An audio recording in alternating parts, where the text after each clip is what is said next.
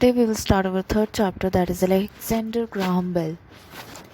The story of what lies behind an invention is often surprising, as in the story of the invention of the telephone as told by Dr. Michael Goldsmith. Alexander Graham Bell invented the telephone, and it had made him very rich and very famous. Alec, as he was called, was born in 1847. His mother was deaf, so Alec was keen on helping deaf people who could not listen are called deaf. His father was a teacher of the deaf and was also very interested in the science of speech. Alec stayed with his granddad in London for a year. Granddad Bell was a speech scientist like Alec's father, and he introduced 15 years old Alec to science. Alec met a scientist called Charles Wheatstone. Charles showed Alec a machine that spoke. Actually, it wasn't that scary, more of a box of tricks, really, which Wheatstone had built partly to demonstrate how different speech sounds are made, but mostly just for fun. Back in Edinburgh, Alec's dad challenged him to build a speaking machine. Alec loved the idea, but in the end he made do with rubber lips and cheeks and teeth made of a plastic-like material cast from a human skull. In 1863, Alec started his teaching job in Scotland. He was only 16, which meant he was younger than some of his pupils. Being a scientific sort of person, he used to see his mouth in the mirror at night to investigate vowel sounds. In 1870, Alec and his parents moved to Canada. He started his own speech school the next year. The next year after, he was made a professor of vocal physiology at Boston, but he had time for some top secret inventing too. A friend's father, Cardinal Hubbard, a wealthy businessman in Boston, offered to back Alec's research. So Alec found an assistant called Wadsworth. A friend's father, Gardiner Hubbard, a wealthy businessman in Boston, offered to back Alec's research.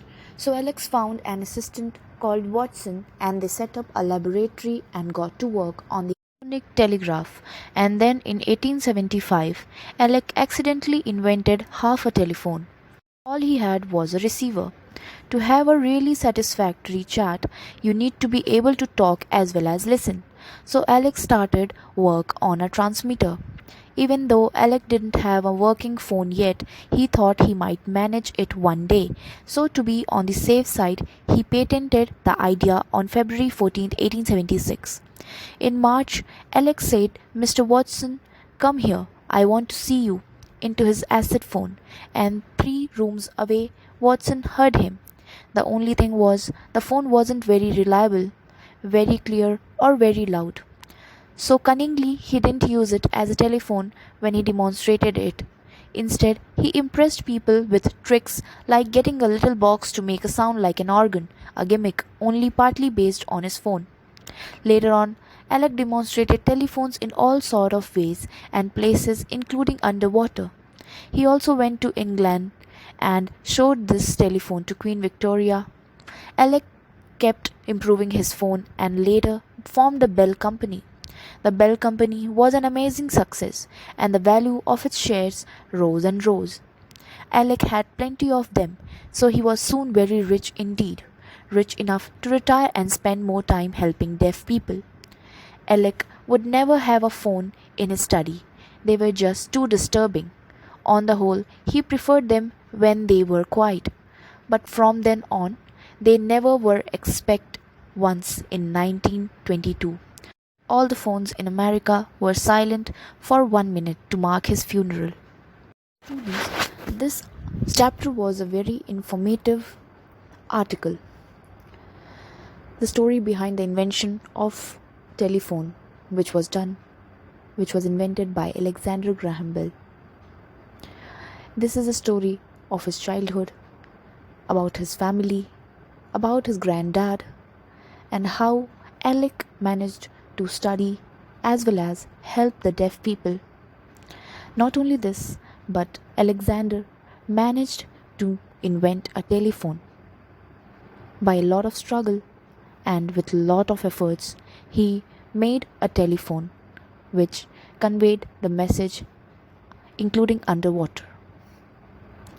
It was also mentioned in this article that he never wanted a phone during his study because it disturbed him, according to the story. This is a very informative article which the students need to read very carefully. Each line in the story is very informative and important. Students, you have to write the word meanings and you have to read the chapter very carefully. In the next video, we will do the exercises of this chapter.